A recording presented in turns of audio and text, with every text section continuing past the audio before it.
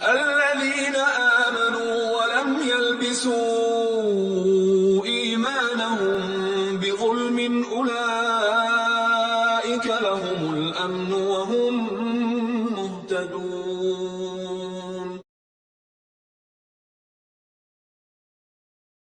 إن الحمد لله نحمده ونستعينه ونستغفره ونعوذ بالله من شرور أنفسنا ومن سيئات أعمالنا. من يهده الله فلا مضل له ومن يضلل فلا هادي له، وأشهد أن لا إله إلا الله وحده لا شريك له، وأشهد أن محمدا عبده ورسوله.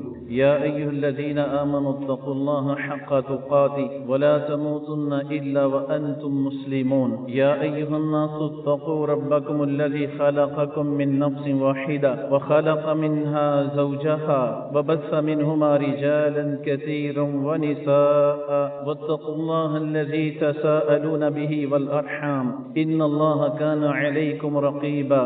يا أيها الذين آمنوا اتقوا الله وقولوا قولا سديدا يصلح لكم أعمالكم ويغفر لكم ذنوبكم، ومن يطع الله ورسوله فقد فاز فوزا عظيما.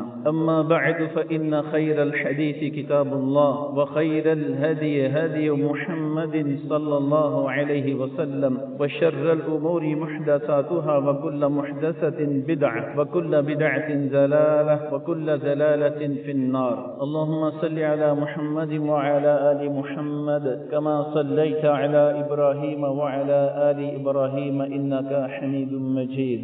اللهم بارك على محمد وعلى آل محمد كما باركت على إبراهيم وعلى آل إبراهيم إنك حميد مجيد. رب اشرح لي صدري ويسر لي أمري واحلل عقدة من لساني يفقه قولي. ربي زدني علما. فقال الله سبحانه وتعالى في القرآن المجيد والفرقان الحميد: فأعوذ بالله السميع العليم من الشيطان الرجيم من همزه ونفخه ونفسه. بسم الله الرحمن الرحيم. ومن آياته أن خلق لكم من أنفسكم أزواجا لتسكنوا إليها وجعل بينكم مودة ورحمة إن في ذلك لآيات لقوم يتفكرون. وقال النبي صلى الله عليه وسلم: النکاح سنتی فمن راغب عن سنتی فلیس منی. سامعین محترم، اللہ سبحانہ و تعالیٰ کی بے شمار نشانیاں موجود ہیں جس سے ہم اللہ خالق و مالک کو پہچانتے ہیں۔ ان بے شمار نشانیوں کے ساتھ ساتھ اللہ تعالیٰ نے قرآن مجید کے اندر اس بات کی خبر دی: وَمِنْ آیَاتِهِ أَنْ خَلَقَ لَكُم مِّنْ أَنفُسِكُمْ أَزْوَاجًا۔ اللہ تعالیٰ کی نشانیوں میں سے ایک بہت بڑی نشانی یہ ہے کہ مردو، میں نے تمہاری بیویوں کو بندوبست تمہاری اپنی جانوں سے کیا ہے۔ مراد یہ ہے کہ بابا جی آدم علیہ السلام کی پسلی سے ان کی اہلیہ ہماری اماں کو پیدا کرنا، تو اللہ سبحانہ و تعالیٰ نے اس کو بہت بڑی اپنی نشانی قرار دیا ہے۔ اللہ تعالیٰ نے اس کے مقصد کو بیان کیا ہے جس کو ہم کھو بیٹھے ہیں، کہ میں نے یہ اس لیے تمہاری بیویوں کو بندوبست کیا ہے لِتَسْكُنُوا إِلَيْهَا، تاکہ تم ان سے سکون پاؤ۔ شادی کے بعد سکون کا ملنا، سکون کا حصول، سکون کا مل جانا، یہ اللہ خالق و مالک کی بہت بڑی نعمت ہے۔ لیکن عام طور پہ ہمارے گھروں میں ہوتا یہ ہے کہ شادیوں کے بعد جو پہلے سے سکون موجود ہوتا ہے وہ بھی بدقسمتی سے رخصت ہو جاتا ہے۔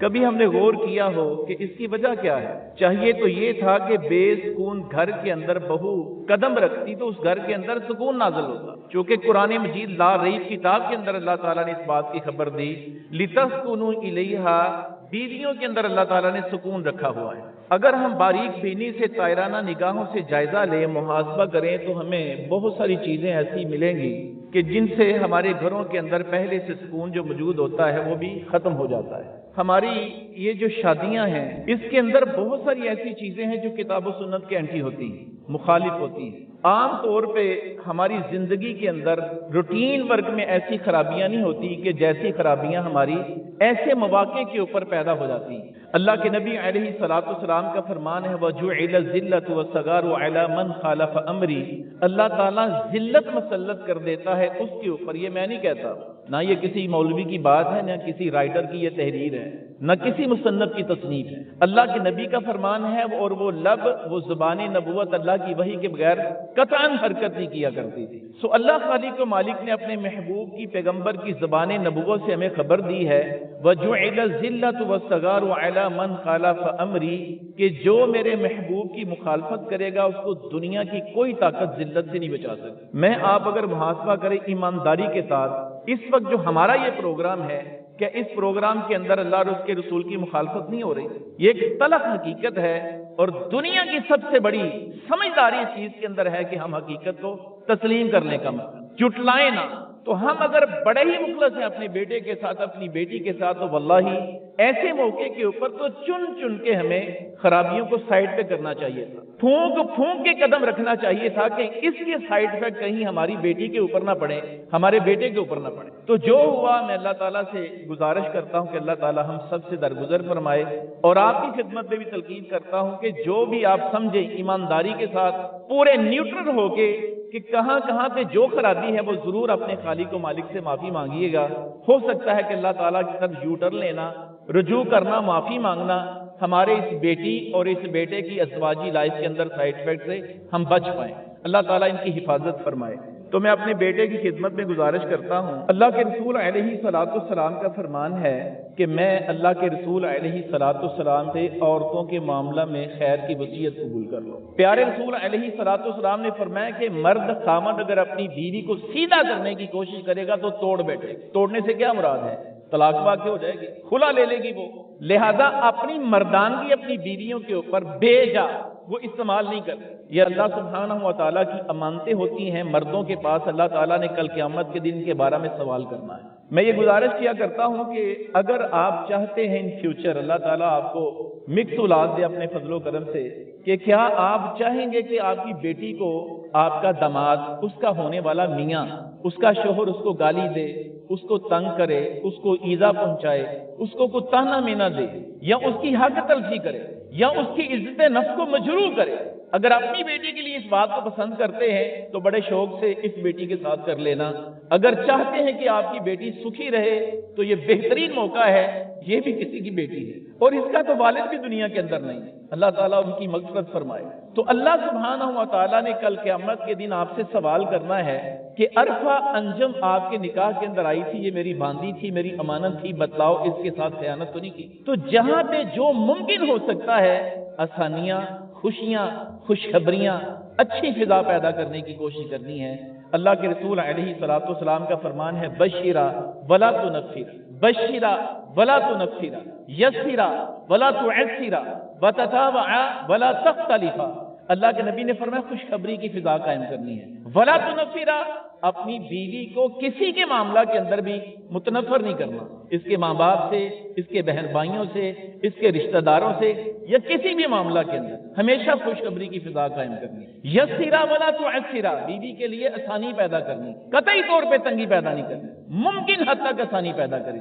اما جان سید عائشہ رضی اللہ عنہا سے صحابہ کرام نے پیغمبر آخر الزمان کے دنیا سے چلے جانے کے بعد سوال کیا کہ ہمیں بتلائیے کہ پیارے رسول علیہ الصلوۃ والسلام کی گھریلو جو چار دیواری کی زندگی تھی وہ کیسی تھی؟ آپ یقین مانیں، آپ حیران ہوں گے، ہماری ماؤں نے جواب دیا کہ اللہ کے رسول علیہ الصلوۃ والسلام ہمارے گھر کے اندر ہمارے گھر کے کاموں میں ہاتھ بٹایا کرتے تھے۔ گھر کے اندر کام کون سے ہوتے ہیں؟ جھاڑو لگانا، برتن مانجنا، ہنڈیا پکانا، روٹی پکانا، کپڑے دھونا، اس کے علاوہ گھر کے کام دکھائیں کون؟ دنیا میں جو سب سے زیادہ اعلیٰ تھے عرفہ تھے، جن کی کمر پہ پوری دنیا کا بوجھ، پیغمبر آخر الزمان آخری نبی ہے نا، پوری دنیا کے لیے نبوت اللہ تعالیٰ نے ان کو عطا کی۔ وہ جو شخصیت ہے اپنے تمام گھروں کے اندر ساری بیویوں کے ساتھ گھر کے کاموں میں ہاتھ بٹایا کر۔ آج اگر ہمارا کوئی بیٹا کرے نا ایسا تو اماں جان کہتی ہیں وہ کھالے ہونے تھلے لگ گئے، نعوذ باللہ۔ اگر یہ اس کو تھلے لگنا کہتے ہیں تو اللہ کی قسم یہ اللہ کے رسول کی سنت، یہ پیغمبر کی سیرت ہے۔ اور قرآن مجید کے اندر اس سے آگے ایک پوائنٹ بڑا میں ہائی لائٹ کیا کرتا ہوں اللہ کے فضل سے۔ اللہ تعالیٰ فرماتے ہیں وَجَعَلَ بَيْنَكُمْ مَوَدَّةً وَرَحْمَةً، اللہ تعالیٰ اپنے فضل سے دو میاں بیوی کے دلوں کے درمیان الفت، محبت، مودت، شفقت پیدا کر دیتے ہیں۔ اگر ہمارا بیٹا اپنی بیوی کے ساتھ زیادہ پیار کرے تو تب بھی ماں کو تکلیف ہوتی ہے، باپ کو لالے پڑ جاتے ہیں کہ یار ہمیں تو دیکھتا ہی نہیں، حالانکہ اس کا قصور نہیں۔ اللہ نے قرآن مجید لا ریب کتاب کے اندر خبر دی ہے وَجَعَلَ بَيْنَكُمْ مَوَدَّةً وَرَحْمَةً، یہ قرآن ہے۔ لہذا ہم اگر دیکھیں کہ ہمارے بیٹے کی اپنی بیوی کے ساتھ بڑی محبت ہے تو جتنی زیادہ محبت ہوگی اتنا زیادہ ماں باپ کے لیے شکر کا مقام۔ اللہ تعالیٰ نے اپنا وعدہ پورا کر دیا۔ نبی کریم صلی اللہ علیہ وسلم کے پاس ایک عورت آتی ہے کسی غرض سے، نبی کریم صلی اللہ علیہ وسلم اس سے سوال کرتے ہیں کہ کیا تو شادی شدہ ہے؟ کہتی نام۔ آپ نے فرمایا کہ تمہارا معاملہ تمہارے میاں کے ساتھ کیسا ہے؟ شوہروں والیاں توجہ فرمائیں، بالخصوص ہماری بیٹی اور بالعموم جتنی بھی ہماری بہنیں مائیں بیٹیاں یہاں پہ ہیں، کہتی ہیں اللہ کے رسول میرا معاملہ اپنے خاوند کے ساتھ ایسا ہے کہ میں اس کے اشاروں پہ ناچتی ہوں، جو کوئی بھی مجھے کام کہتا ہے بس میں فوری طور پہ کر دیتی ہوں، بڑی تابع داری کرتی ہوں، بڑی فرما بردار ہوں۔ یہ جواب کافی تھا اس عورت کا نبی علیہ السلام کو، لیکن اللہ کے رسول علیہ الصلوۃ والسلام نے سننے کے باوجود بھی فرمایا کہ دیکھنا تمہارا خامن تمہارے لیے جہنم بھی ہے، تمہارے لیے جنت بھی ہے۔ اگر تابع داری کرو گی تو اللہ تعالیٰ تمہیں جنت کے اندر داخل کر دے گا، اگر اپنے میاں کی بے جا نافرمانی کی، بغاوت کی، بدتمیزی سے پیش آئی تو اللہ کے رسول علیہ الصلوۃ والسلام نے فرمایا وہی میاں تمہارے لیے جہنم کا ذریعہ بنے گا۔ ایون کہ پیغمبر آخر الزمان علیہ الصلوۃ والسلام نے زبان نبوت سے یہ بھی خبر دی کہ اگر خامد کے جسم کے کسی حصے پہ زخم ہو اور وہ زخم پیپ کے ساتھ بھر جائے اور اس کی بیوی، اس کی اہلیہ اس زخم کو زبان کے ساتھ چاٹ کے اگر صاف کرے تو پھر بھی اپنے خامد کا حق نہیں ادا کرے۔ مبین احمد ولد محمد اکبر عرفہ انجم دختر بشیر احمد جی، 1 تولہ طلائی زیور جو آپ نے موقع پہ ادا کرنا ہے، حق مہر کے عوض آپ کے نکاح میں دیتا ہوں، قبول ہے؟ قبول ہے؟ قبول ہے؟ میں دعا پڑھتا ہوں جی، آپ میرے پیچھے پیچھے پڑھیں۔